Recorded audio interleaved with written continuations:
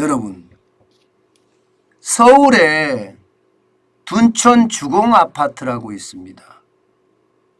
재건축을 지금 52% 진척을 시켰거든요. 그러니까 공사가 52%가 됐다는 거예요. 그런데 이게 시공단하고 말입니다. 재건축 조합하고 쉽게 말하면 한판 붙었어요. 그래서 공사를 계속하니 많이 하는 최악의 어떤 상황에 직면했습니다. 아마 대한민국 역사상 아파트가 이 정도까지 지어지고 나서 말입니다. 공사업체를 바꾼다는 이야기도 아마 처음 들어봤을 거고요. 또 공사를 하다가 공사비를 더 올려달라는 것도 아마 처음 들어봤을 거예요. 그래서 지금 최악의 상태로 가고 있습니다. 둔촌 주공 재건축 유치권 행사 중이라고 이렇게 이야기하면서 말입니다. 사실 이렇게 시공단 건설사들이죠. 재건축 조합하고 이렇게 갈등이 생긴 거는요. 지난 3월에 보면 말입니다. 시공사업당 공사비 못 받았다 하면서 4월 15일 날 공사 중단 예고를 했거든요. 이 예고가 그 전에 지금 2020년 6월에 조합하고 시공사업단이 공사비 정액 계약을 했습니다. 이 정액 계약이 문제가 된 거예요. 5,600억 원 정도 정액을 했는데 5,600억 원 정도의 정액을 하니까 이게 조합원들이 지도부를 해임앱 시켜버렸어요. 그리고 새 조합을 출범을 시켰는데 새 조합은요. 돈 못 주겠다 이거예요. 돈 못 주겠다. 못 올려주겠다. 5,600억 원 못 올려주겠다. 이런 얘기예요. 그러니까 시공사업단은 아니 지금까지 공사비 하나도 못 받았는데 못 올려준다는 말이 왜 나오느냐. 공사비부터 그러면 줘라. 이렇게 이야기하면서 싸움이 붙었고요.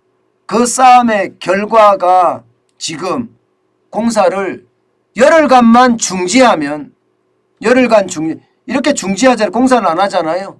그러면 조합에서는 시공단을 다 계약 해지하겠다는 거고요.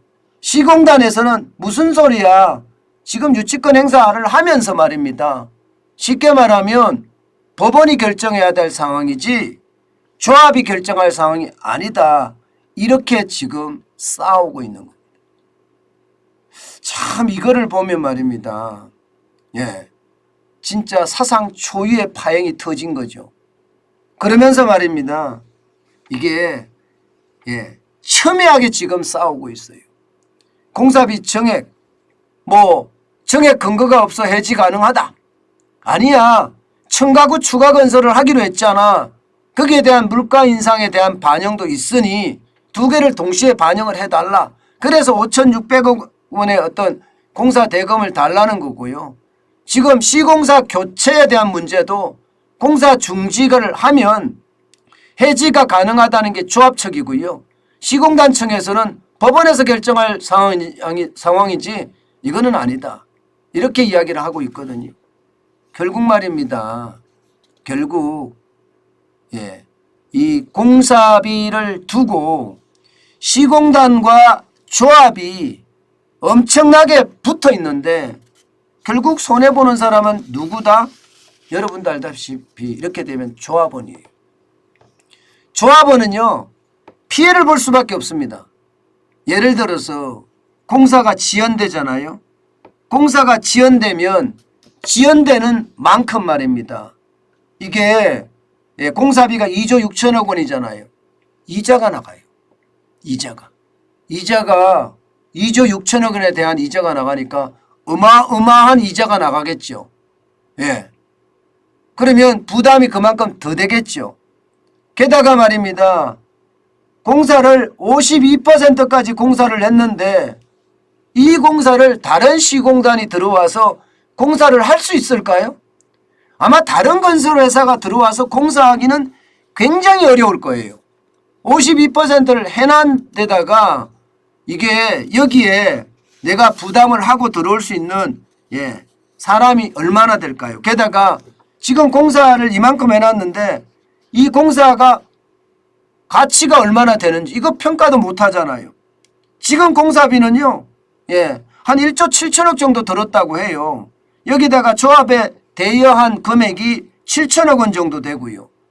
여기다가 손해배상금까지 만약에 한다면 이거는 굉장히 충격이 될 겁니다. 어떤 식이든 조합원에게는 피해가 있을 수밖에 없어요. 게다가 재건축은 속도가 생명이잖아요. 늦어지면 늦어지는 것만큼 원자재 가격은 올라가고 원자재 가격이 올라가면 올라가는 만큼 말입니다. 조합은 전체에게도 피해가 되고요. 시공단도 당연히 피해를 보겠죠. 그러니까 최악의 상황이 지금 벌어지고 초유의 상황이 벌어진다. 이렇게 이야기를 합니다. 문제는 여러분, 문제는 이게 주택 가격에도 영향을 미친다는 사실입니다. 둔촌 주공아파트 재건축이 규모가 12,032가구입니다.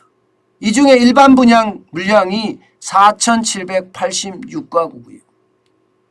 85개 동 지하 3층 지상 35층으로 짓고 있고요. 여기에 시공사업단은 현세건설이나 현대산업개발, 대우건설, 롯데건설 최고의 어떤 쉽게 말하면 건설사들이 다 참여를 하고 있어요. 문제는 12,032가구가 올해 공급이 안 된다면 어떻게 될까요? 안 된다면 여러분 보세요.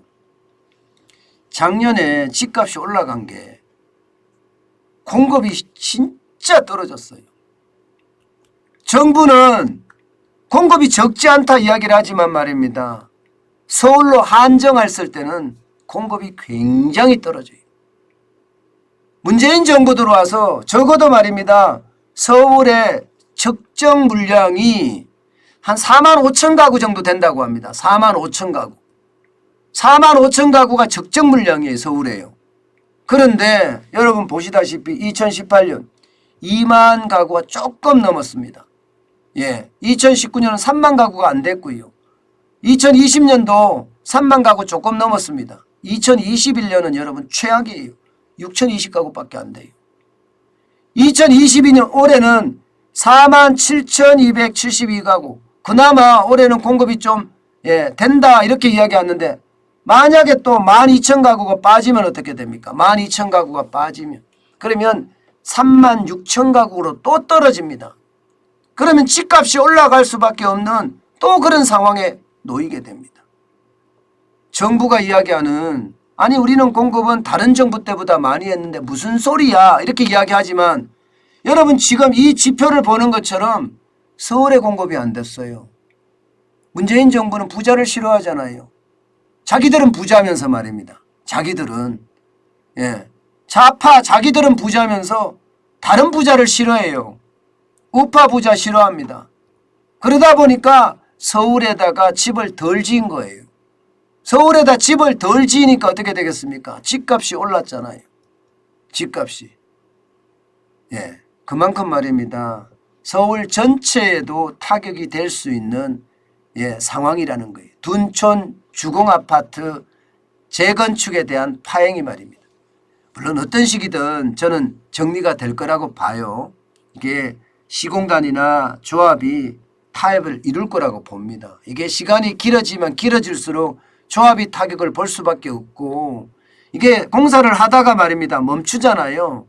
그러면 이게 여러분 쉽게 말하면 안전에도 문제가 생깁니다. 여기에다가 시멘트를 콘크리트를 철근을 계속 넣어서 올라가야 되는데 이게 올라가지 않고 스톱이 된다고 생각을 해보세요. 그러면 타격이 될 수밖에 없잖아요. 때문에 이런 게 대화와 타협이 필요한 거예요. 대화와 타협. 이게 시공단도 적당하게 타협을 하고 대화를 하는 게 필요하지 지금처럼 강대강으로 부딪히는 것은요. 모두가 손해보는 건 아닌가. 저는 그런 생각해 봅니다. 결국 법정으로 가게 되면 그만큼 늦어지고요. 그만큼 늦어지면 상황이 더 꼬일 거예요. 지금 최악은 그건 것 같아요. 제가 봐서는요. 조합이 내가 조합원이라고 하더라도요. 갑자기 공사비가 5,600억이 정액이 됐으면 여러분 거기에 대한 아주 정확하고 구체적인 왜 그런 계획이 있어야 되고 그게 주민들에게 조합원들에게 충분히 설명이 됐었어야 되는데 과연 그런 절차가 있었느냐. 그런 것도 아마 영향을 진짜 많이 미친다고 봅니다. 내가 조합원이라고 해도 저는 올라가는 거 용이 못할 것 같거든요. 그러니 이게 조합원 입장에서 시공단은 생각을 해보고요. 조합원들은 시공단 입장에서 좀 생각을 해보면 역지사지를 해보면 좋은 해결책 나오지 않을까요? 저는 강대강으로 이렇게 부딪히는 거 이것은 결국 말입니다. 서로 손해만 가져올 뿐이다. 저는 그렇게 생각을 합니다. 참 안타까운 현실이죠. 저는 조합원들에게 부담을 씌운 것 이것도 시공단이 충분한 설명이 없었기 때문에 조합원들한테 충분한 설명을 해야죠. 이런 충분한 설명이 없으니까 세상은 다 문제가 되는 겁니다.